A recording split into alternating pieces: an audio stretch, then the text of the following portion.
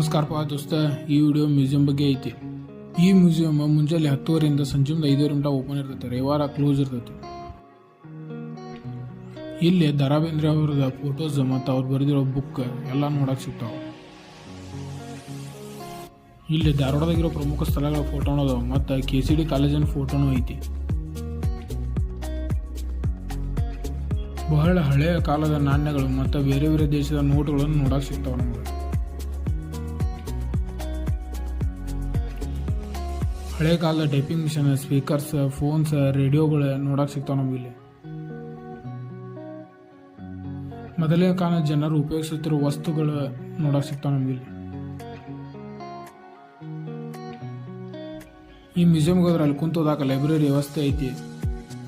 ಈ ಮ್ಯೂಸಿಯಂದಾಗ ನಮ್ಗೆ beautiful drawings ನೋಡಕ್ ಸಿಗ್ತಾವ. ನಮ್ಗೆ ಖುಷಿಯಾಗಿ ನಗ್ತಾ ಇರಿ. ನಮ್ಮ ವಿಡಿಯೋಗೆ ಹೀಗೆ ಸಪೋರ್ಟ್ ಮಾಡ್ತಾ ಇರಿ.